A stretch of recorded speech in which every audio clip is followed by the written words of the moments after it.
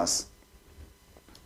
We had so many messages it was surrounding about, and really if you get to realize that it's already many posts already talked about this day, and in very many formats it's already in there, but all in all, I hope it was a good one for you, the viewer of West Nile TV this morning, and I hope it must have gone very, very much well. Many of the sermons I was able to listen to from the different leaders and also really different churches. We are talking about poverty eradication.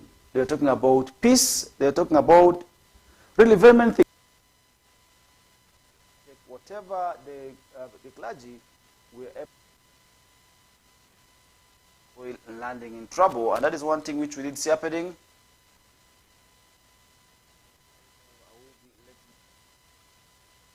It continues to happen in happened.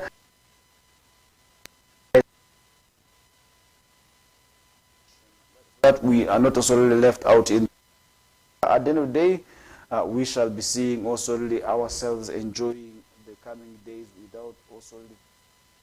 That is one thing which we hope at the end of the day, as the viewer, should be able to interest yourself in, and so that you can be able to avoid troubles and avoid landing in challenges in there. That's one thing which we did see, where Minister Mwezi was able to rally Christians to join efforts against poverty, and that is where the Minister for Security, also that was as Member of Parliament, that's for Ujumbura County, retired Major General Jim Mwezi, has called on Christians in Kasoroza Church of Uganda in Nyakangijeme Archdiocese North Kigezi Diocese to support government also initiatives aimed at combating poverty within their communities. And the minister made the appeal on Wednesday, which was yesterday during the Christmas Day celebrations. Also, that is also really where we were able to see this taking place at Kasoroza Church of Uganda in the Rukunjiri district in there, and that means we must also join efforts about issues of poverty eradication and emphasize the importance of parish development model, which aims at transition 3.5 million households from subsistence farming into the money-based economy. And that is what the President, His Excellency Yoweri Kaguta Museveni, has very much been talking about. But now when we assess the impact, because he has been touring the impact, touring the nation to assess the impact of this program in Western Sub-region, if we were to also assess the impact of this program, how much has it delivered is the question many also could be asking themselves this morning here. And really it is also where we must also undertake and ask ourselves how it is going. Now the minister also praised church leaders for their continued support, that is in the fight against corruption, and Mr. Mwezi further commended the church for its significant role in Uganda's development, particularly in areas such as health, education, charity, poverty alleviation, income generating projects, relief services, and peace building initiatives. Now during also the Christmas service, the archdeacon of the church, that is Venerable Ahimbisimbo Elder Kashanje, encouraged Christians to live according to God's teaching in the new year, to attract non-Christians to join the faith and expand God's kingdom. And that means to the Christians, if they're told they want to attract other religions or other people who are still pagans into religion, then they must embrace living a life that is worth admirable. That's according to what the Venerable Ahimbisimbo was able to preach the Christians in there. Now he also praised Mwezi for his ongoing support, that is towards church activities and development in the district, and Venerable Ahimbisimbo called for unity among the Christian community, urging them to put aside differences and focus on mutual development. And that is one beauty which would at the end of the day surely make us reach where we want to reach, if at all we are to attain the kind of development that we want. Now that's one thing which is happening, and at the end of the day you get to realize that so many things happen. And now yesterday we were able to see Kabale man killed over theft of brother's chicken. That's on Christmas Eve. Really very much sad, and this is something which is so much embarrassing, and usually these big days come with their own challenge. Now police said there was Tumwesje, a 35-year-old, was attacked by a mob after he allegedly broke into his brother's kitchen and stole 2 roasters. And that is one thing which we did see, where police in Kawe district in western Uganda have now detained the LC1 chairman of Chiembeho village, Kaharo sub-county, following the killing of a 35-year-old man on allegations of stealing chicken on Christmas Eve. And now Kigezi regional police spokesperson Eli Mate said Tumwesje was killed on Tuesday after he allegedly also broke into his brother's kitchen at around 4 a.m. and stole 2 roosters. And that is one thing which we see very much sad and very much embarrassing at the same time, because if you steal even the chicken that belongs to you, but this is the same chicken you're going to be eating, I believe your brother will still call you for the food. Why would you want to steal really something that belongs to you? Because this is entirely stealing what belongs to you. Now, however, to messages, brothers, that is Yaruhanga and Osbat Nasasira, on the run currently following the mob attack, and that led to his death. And now his sister Fausta Kasende was arrested alongside the area chairman, that's Venancio Kanyankole, to help with investigations on what could have caused the mob attack on this person. Really, it's very much sad and very much difficult to understand that somebody can be killed for such a practice. Really very much sad and very much difficult at the same time. And we hope at the end of the day, people also will be able to avoid such issues. And that's one thing which we did see happening. And at the end of the day, I will be letting you know of more of those issues. And that is where also recently we were able to receive stories of about 10,000 Ugandans who were denied Christmas visas. That is something which we did see happening also on the monitor this morning. And you will get to realize that more than 10,000 Ugandans, among also thousands of Africans whose visa applications to travel for the Christmas holiday to Dubai have been rejected by United Arab Emirates, and the holiday also travel ban affects also the other Africans from 20 countries, which include Ghana, Sierra Leone, Sudan, Cameroon, Nigeria, Liberia, we have Burundi, Republic of Guinea, Gambia, Togo, Democratic Republic of Congo, Senegal, Benin, we have Ivory Coast, Congo, Rwanda, Burkina Faso, Guinea, among others, where this is also happening. And that means for those who would wish to travel to Dubai for Christmas, they have been denied, because many of the times we have been seeing people, most especially Ugandans, who want to celebrate the Christmas abroad, but now they have been denied the chance. That means they will have to try again next year if they want to travel for Christmas. And that is one thing which is happening. But really, it is also something we must also be able to understand. And yesterday, we were able to receive stories of about 21 babies born in Iganga Hospital on Christmas Day. And this is something which also excited very many people here. And this is one thing which, at the end of the day, we shall be also following up on. And you get to realize that while also many were tucked up in beds waiting for the big day to drive away, midwives at Iganga Hospital were busy bringing new life into the world. This is where you regret being an essential worker while others are traveling to be with their families. You are busy, you're locked up, and really you have to continue serving. And that is where sometimes people regret being in certain careers, and that is why it becomes challenging. Now in Iganga, at least 21 babies were born on Christmas Day. That was at the main hospital, where 3 of the mothers delivered by cesarean section, while the rest were normal deliveries. Now, one of the midwives on duty, Amina Mirembe, said 15 of the mothers were discharged yesterday after delivering their babies. Amina Mirembe, indeed, this is also a deserving name to be on duty on that day, I believe. She wasn't the only one who also served, and really we are encouraging the same to also make sure that whenever these big days are, we should miss out, because really if you miss out, definitely next time somebody will not stand in for you. That means for the Christians, let the Muslims stand in for you, and then when it is time for Eid, maybe the Christians also can be able to stand in those shoes in there, and that is what we would also want to see taking place. Now, 2 sets of the twins were born on the same day, where Sida Bibawa, Billy Bauer, another midwife, said all 15 babies were born at the same facility last year, making the 21 also today a record, in also recent records, record also in there. Now at the female ward is where they found Prosina Nabire with her second baby boy to be welcomed also into the world at around 10 a.m. on the December 25th in there. That is exactly what we did see happening in there, and we hope at the end of the day, these children also will be able to embrace the character of also one person with whom also they were celebrating this day, and that is why we expect these children to be holy once also this takes place. Meanwhile, in Kasese, in our 360 watch, we were able to realize that there was heavy deployment as Christians celebrated Christmas. Now the Kasese district celebrated Christmas amidst significant security presence, as authorities deployed heavily around worship centers, particularly in border areas to counter potential threats. That's from ADF and also the near rebels from the Uganda, DRC borders. And now the increased security aimed to ensure peace and safety during the festive season. Now speaking at the deployment, Buera Division Police Commander Tai Ramadan underscored the commitment of law enforcement to safeguarding the celebrations. That means this wasn't for any purpose, but to make sure that the Christians who were there celebrate this day normally without challenges, and this is to avoid challenges of threats from the rebel groups, from other initiatives. But all in all, I really hope it will.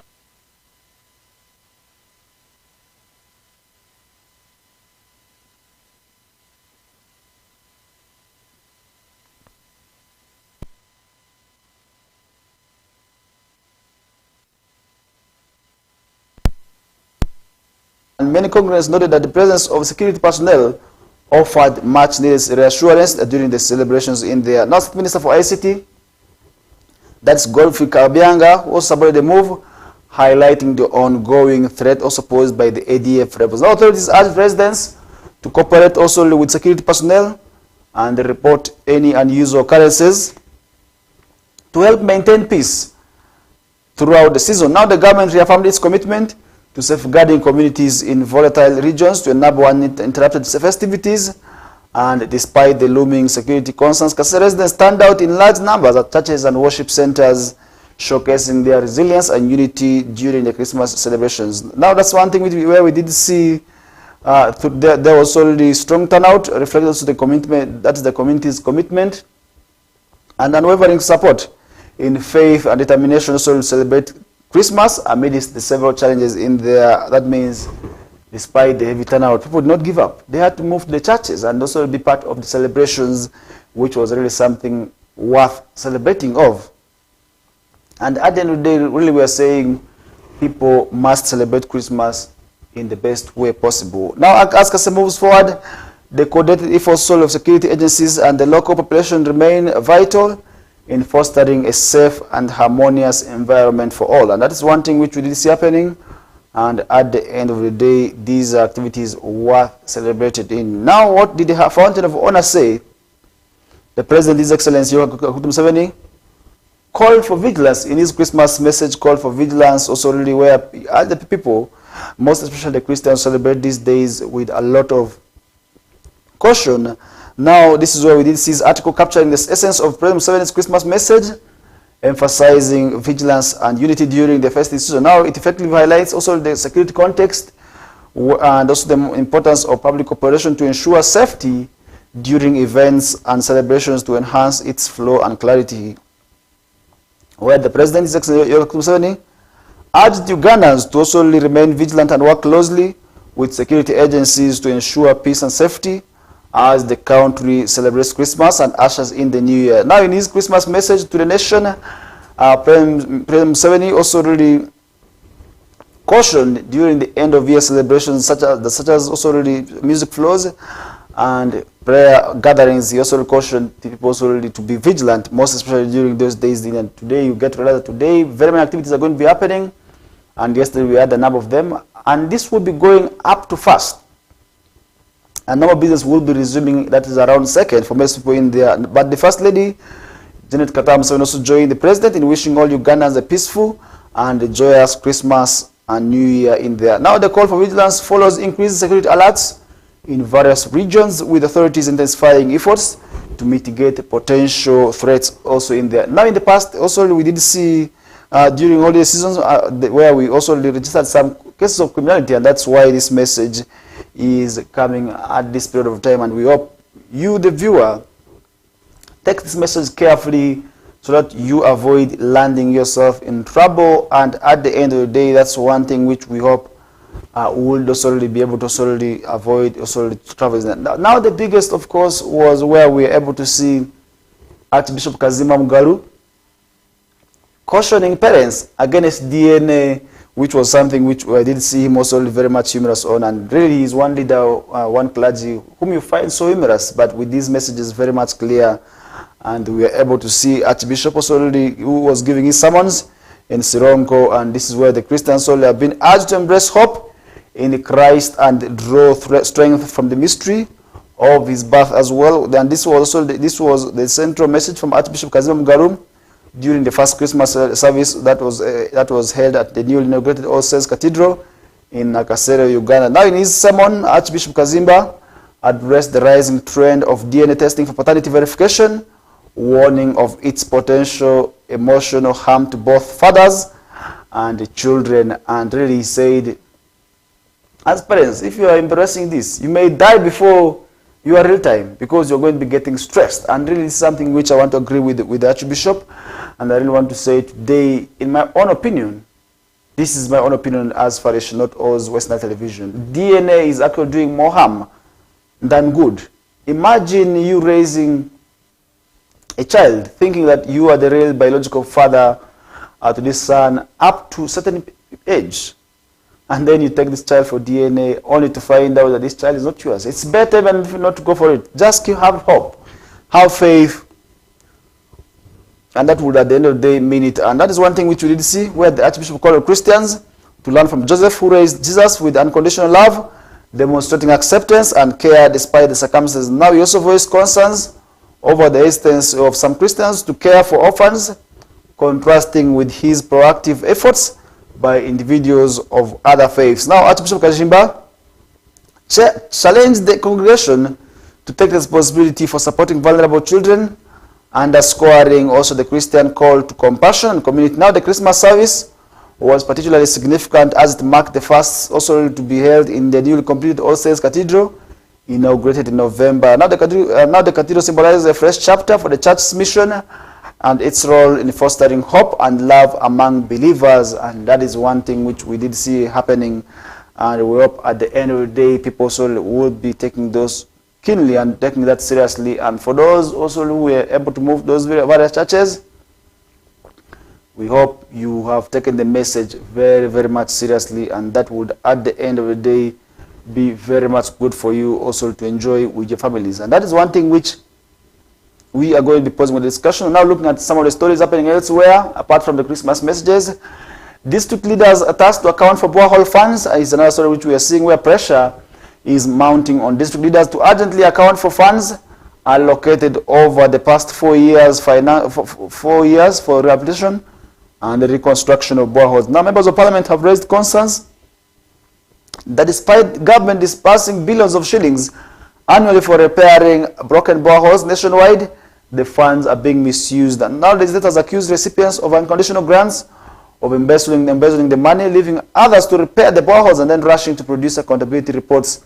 Now in 2020-2021 financial year, Obongi district, for instance, also received, that is shillings, 381.4 million for borehole repairs and reconstruction, where the district allocated an additional, that is 307.5 million in the 2021-2022 financial year. And over the past 4 years, Obongi district in West Nile has received a total of, that is 1.7 billion, according to Ms. Aisha Sechindi, the State Minister for Water in there. And really, these funds used very well. If you look at Obongi, this is actually one of those districts solely with lowest water coverage in there. And if you look at access to water coverage, that's a clean source or not clean source here. You get rid of this district. This district is actually one of those districts that is not doing well when it comes to statistics. Now, despite all these allocations, the ministry data indicates that urban also water and functionality also in Obongi was at 0% before the commissioning of the shillings 6.2 billion piped water system on December 18, 2004. Now, of a population of 37,177 analyzed, 35,318 people in Obongi were served in the district with a total access rate that is of 95%. There we also leave 301 sources of water in Obongi in the financial year 2003-2005. And if you look at the 95%, definitely this is very badly off. But how maybe is the district accessing clean source access to clean and safe water is what remains the question. And now in the 2021-2022 financial year, Zombo district received the shillings, that is 750.383. That was meanwhile in the 2022 stroke 23 financial year, the district received, that is 884 point, that is also already 374 that's in the last year's financial year. And this year we were able to also see them receiving about 792,293,916, which was allocated for Zombo district in there. That means this is where we are all looking for efforts towards also accessing clean source of water in there. But now, how are your villages accessing this water? Maybe what is the water coverage in your area is what you as the viewer also really should be asking yourself, and find out how, of course, you are doing in there, and are you having access to clean water? That is the question you should be asking yourself, and we hope at the end of the day you'll be able to find out the answers to what maybe you are also accessing. And that is one thing which we hope at the end of the day will be very, very much good for you in there. Now, leaving the discussion aside, factory worker stabbed to death in a bar brawl of a woman. Very much sad and very much embarrassing that in this generation people are still fighting over women. Now, police in Sezibwa region are investigating circumstances under which a 30-year-old man was allegedly stabbed to death in a bar brawl over a woman who has been dating, who has been dating two women. Two men, sorry. This is very much absurd, and really, as a woman, why would you be a player? Now, the incident, according to eyewitness, happened at a tropical bar around 2 p.m. That is in the Yesu-Amala-Mbiko zone, that is in Njero municipality, in Buikwe district in there. That was on the Christmas Eve. Now, Helen Butoto, the Sezibwa Regional Police spokesperson, identified the deceased as Kenneth Mwesigwa, a worker that's at Imperial Steel Factory, and also a resident of Nakibiri's zone in Njero municipality, Buikwe district. And she said also police are hunting for the two suspects. She identified as Patrick Opio, a 22-year-old, and Nathan Orlando, a 21-year-old, both residents also of Mbiko. And that is one thing where we did see preliminary investigations indicating that Mwesigwa was attacked by two men as he was walking out of the tropical bar. They were suspecting him of having an affair with a girlfriend of one of them. Now, people who were in the bar tried to separate them, but unfortunately the victim also was stabbed and pronounced dead on arrival at hospital. And now Mwesigwa's body was taken to Jinja Regional Referral Hospital for autopsy. And Ms. Butoto also really appealed to bar owners and those organizing musical events to always be also really very much watchful of security, and therefore they must deploy security personnel at all levels. And now crime reports also of 2023 also indicate that 21 people were stabbed to death, compared to also 221 recorded in 2022. That means the numbers are very much also really very much high. That means we must also devise means and control tempers. And that is where we're going to be posing the discussions. But today, remember, it's Boxing Day, and many people are going for happenings tonight, and this will be continuing up to the end of the year. But really, what we are saying is that you must celebrate with caution. Be watchful, be mindful of wherever you are going to avoid landing in troubles. For now, we are taking a short commercial break. When we get back, the discussion will be able to follow. My name is Farish Majid.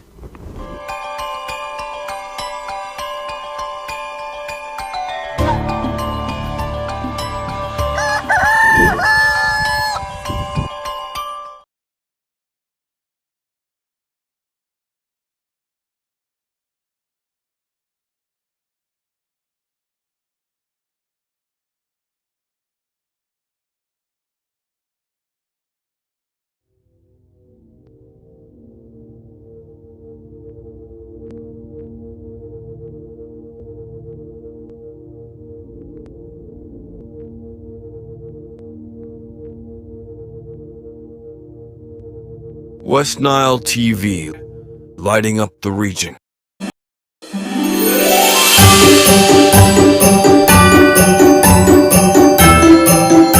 Hey viewer, thank you so much for being a good viewer of West Nile Television, most especially the Whistle Time. Call me Owen Ezaga, the host of the Whistle Time live on West Nile Television. I want to thank you so much for always following our programs. Thank you so much for being with us from the day go up to now. As we are ending the year, we want to say wish you a happy Christmas and a prosperous New Year. Thank you so much. Keep watching West Nile Television.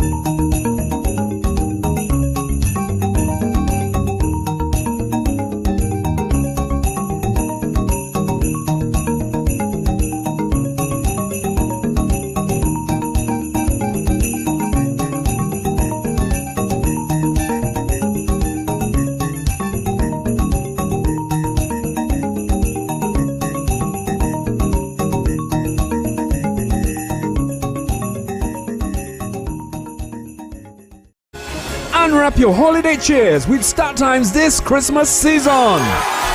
Starting the 15th of November, simply pay your monthly subscription for the next bouquet and automatically enjoy content on the next higher bouquet, plus a chance to win exciting prizes. Your gift box contains variety of local entertainment and fresh shows, exciting cartoon and fun kids entertainment, mega superstars, local and international, a memorable trip to Spain to watch a La Liga match.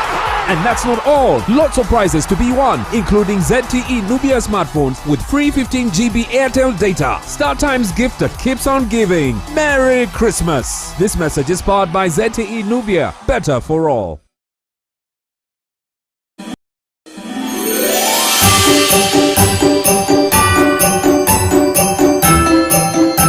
Bonjour tout le monde, batona biso ya Congo. Je m'appelle Akelo Sifa Jili depuis janvier décembre. Nzambe azaki obatela biso tozo pesa Nzambe merci pona basanjo nyoso abateli biso na le 25 ya décembre ezali mikolo oyo kolo Yesu na biso abotami ezali mikolo ya esengo mingi pona bandeko na biso ba congolaise nyoso partout o bozali Nzambe apambola bino bolia mikolo ngoma lamu po ezali Noël. Bonne fête ba congolaise nyoso, bonne fête Noël na bonne année. Merci Nzambe apambola bino.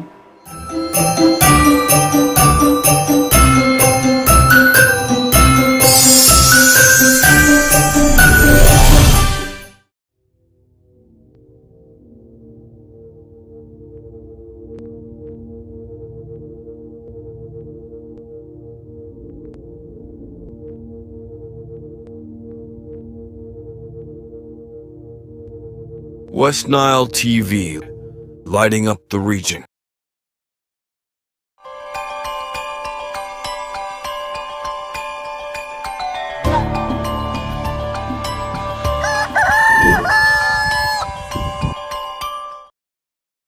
Right, starting off this second hour of the show, the King of Uganda, Ronald Mutebi II, has urged the members of parliament to avoid controversy during legislation in the House. And he made also the call of peaceful debates in parliament, which I really believe is the way to go if at all we see ugly scenarios like what we did see during the Tojikwatako. We also saw recently with the UCDA debates. Really, this is something which I hope at the end of the day shouldn't be there. Because all this is painting a wrong image and this affects the quality of debate. Now in his 2024 Christmas message, read by the Kingdom's Information Minister Israel Kazibwe at Bulange Mengo on Tuesday, Kabaka, that is Mutebi II, stated that all the parliamentary debates should be peaceful and avoid chaos, and this is where it is also very much good for us to also be talking about this. And I hope at the end of the day, this is also signaling something which we must also take in. He also asked the subjects to remain united and focus in promoting and protecting their heritage, and which is also for the Buganda to also make sure they do that. And that means protecting their heritage is very much good, but sometimes people forget about their origins, and that is where it becomes really a huge challenge also in there. But we hope at the end of the day, everything will be possible, and we hope that will be very much good for us to be undertaking in there. Now inside Uganda, Cancer is planned to decongest Kampala-based care center, where the management of Uganda Cancer Institute has indicated that also they have identified funding that is also for the establishment of the regional cancer centers in Mbarara, Mbale and Arua, following the completion of the new center in Gulu. Now Dr. Jackson Orem, the Uganda Cancer Institute Executive Director, while commenting also on the concerns of overcrowding at the Kampala-based center, has said they are expediting the process that's to kickstart construction of 3 additional new centers in the next financial year. He said this will decongest the Kampala-based center and improve access to care. And if you look at cancer today, by the way, it is one of the diseases that also is overwhelmed, where we are witnessing a number of cases registered. But we hope at the end of the day, there's something that we do towards making sure that this disease does not go on. Really, what can we do to avoid ourselves from contracting cancer is what we must also really be able to draw means towards. And that is where Dr. Jane Luther Cheng, the Minister for Health, while appearing before members of Parliament last week also to seek approval for additional funding, that's for Uganda Cancer Institute. Not that Uganda Cancer Institute is stretched, and she said numbers of patients have overwhelmed the few also the health workers and existing infrastructure, affecting also the existing also to care, access to care. Now the management of also the 80-bed facility indicates that 7,000 new cancer patients are diagnosed and they require treatment, but it is estimated by researchers that about 24,000 people in Uganda develop cancer each year. And if you talk about cancer, today many people will rush quickly to talk about our living lifestyle. And today many people are saying the things that we eat, the food we consume are very much cancerous. And recently we were able to see one of the stories also talking about vegetables, where the chemicals used for spreading this. My mind quickly rushed that is to salads, because I'm a big fan of salads and I love eating salads, and I realize that this is a story where it may be very, very much challenging for me to sort of talk about this. But we hope at the end of the day that this also is another concern which we hope will be very, very much possible for us to be able to address in there. And this is one thing which at the end of the day we hope is very, very much good for us to be talking about. And we hope people take this message keenly, and therefore they must also draw means to avoid also these cases in there. And that is one thing which we hope you as the viewer also really takes very, very much keenly to avoid the kind of lifestyle we do. Because if you really realize that how our grandfathers used to grow up, this is where I believe the cancer cells are being also really accelerated by what we eat. I believe in that. Why? Our grandparents used not to contract cancer like how we are contracting cancer today. Today we have a number of cancer cases that are being contracted. And if you really talk about cancer, you realize there's cancer of the colon, lung cancer, breast cancer, cervical cancer. Really, there are numbers of cancer diseases that we talk about. But these are cases that we used not to have. And today, these are areas which we must also be able to talk about. And as we get move on, that is where we shall be seeing also ourselves also avoiding that. And that is one thing which we hope you as the viewer is also really taking care of yourself against, and you must make sure that you do not contract cancer in the next coming few hours in there. That is one thing which at the end of the day really I want to ask you as the viewer of, to make sure that you change on your lifestyle in there. And that is where we shall be also really hoping and taking care of ourselves, and we shall be able to also live peacefully in there. And that is one thing which is happening.